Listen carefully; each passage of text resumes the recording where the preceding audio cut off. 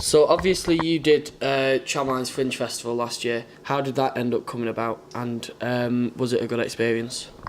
Yeah, so we ended up playing twice. Quite lucky. First time we played on the Friday, main support at the Mulberry, and that was due to us knowing a promoter who contacted us and said, "Look, love to have you play," and that was a really good show. We filled it out. It was the day of two of us in the band's graduation, so we went from graduation straight over there and did the show. It went really well, and my parents saw me for the first time proper, which was quite the experience for them, I feel. But it was a really good show. And then the second show was the following day. We played at Tiger Works.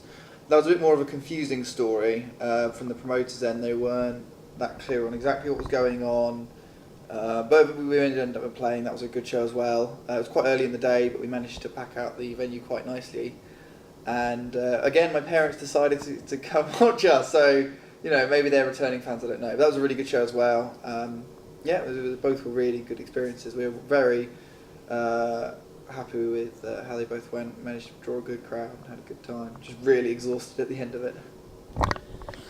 Do you feel like having a festival like Tramlines in the city centre in Sheffield helps inspire young artists to maybe pick up instruments and join a band themselves or start making music? Oh yeah, definitely. I think in many ways we're quite behind Europe in how they do festivals. We're used to having these big festivals like Glastonbury, Reading and Leeds, Download, Isle of Wight, whatever.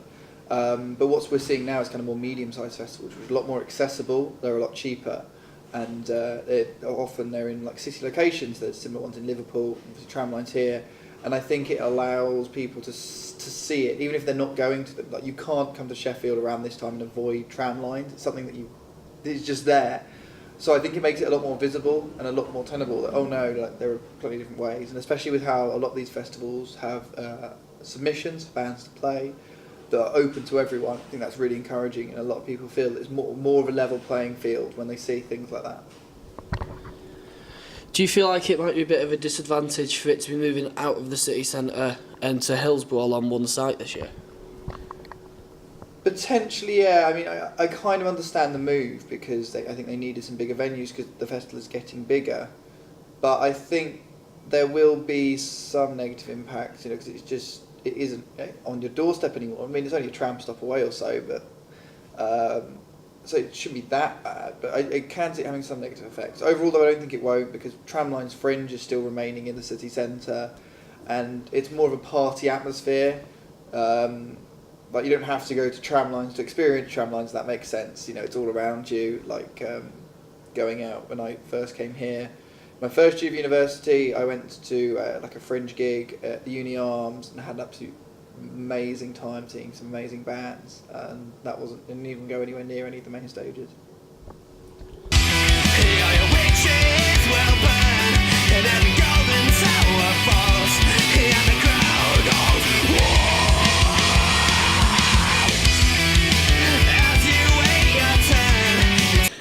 What are your plans for Tramlines 2018 or Tramlines Fringe 2018, if you've got any?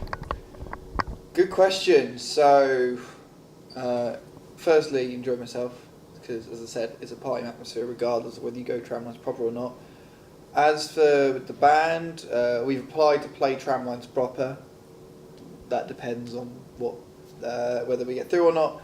And as for Fringe, we're looking at a few potential shows that we may or may not do. It all depends, basically. Nothing's set in stone, but hopefully we'll have something soon. Yeah.